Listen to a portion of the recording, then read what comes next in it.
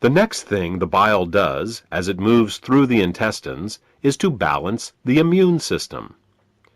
When most people think of the immune system, they think of white blood cells floating through the bloodstream. But over 1/2 of the immune system is actually located in the intestines. The job of the immune system in the intestines is much more difficult than that in the bloodstream. Infections only rarely make it into the blood, but every day our intestines are exposed to millions of parasites, bacteria, and fungi. Because the intestinal immune system is continually at war with these microbes, it is much easier for it to become overly aggressive and start to attack our own tissue. What bile does is to regulate the intestinal immune system, helping to prevent it from becoming overly aggressive and causing autoimmune disorders.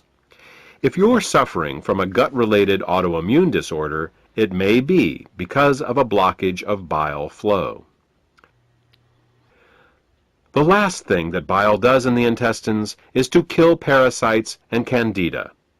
Tests show that even the healthiest person still has some degree of parasitic and fungal infection.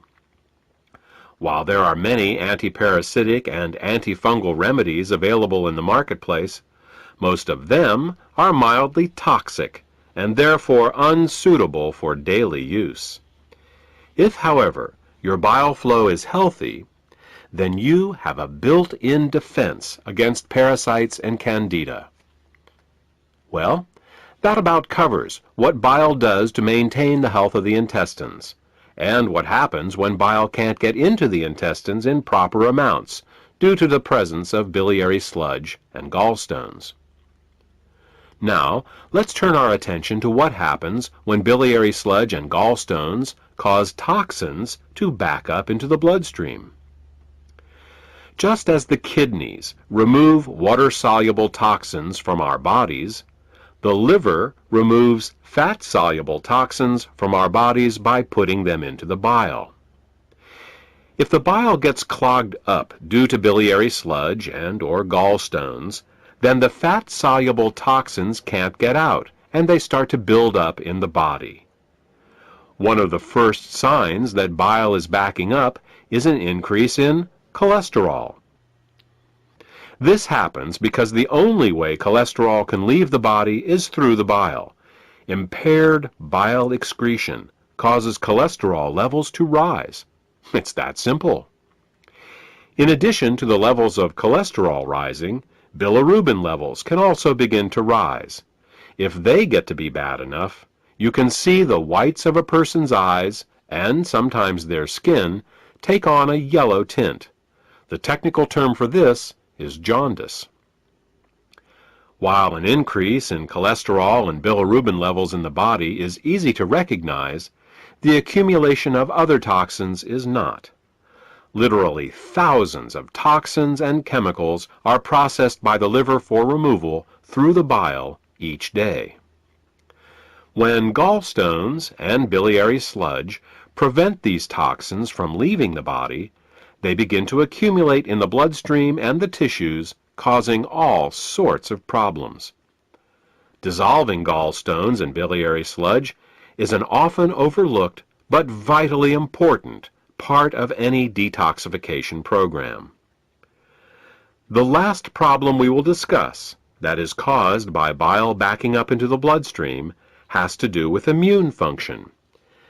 As we said earlier, bile plays an important role in the immune system of the intestines by keeping it from becoming overly aggressive. Unfortunately, what's good for the immune system of the intestines is terrible for the rest of the body. Studies have shown that when bile acids are present in the bloodstream, they inhibit chemotaxis and phagocytosis.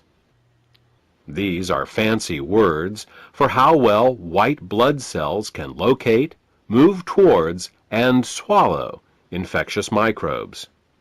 Thus, what starts out as a beneficial immunoregulative action in the intestines becomes an immunosuppressive action in the bloodstream and the tissues.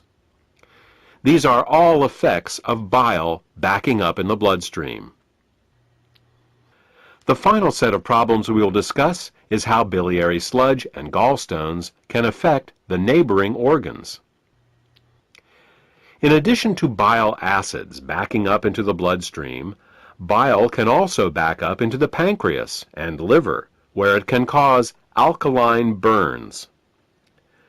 This is because the liver, pancreas, and gallbladder all share the same basic plumbing, the common bile duct.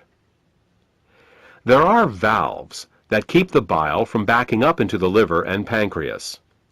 If a small stone finds its way into one of these valves, the valve can get stuck in the open position.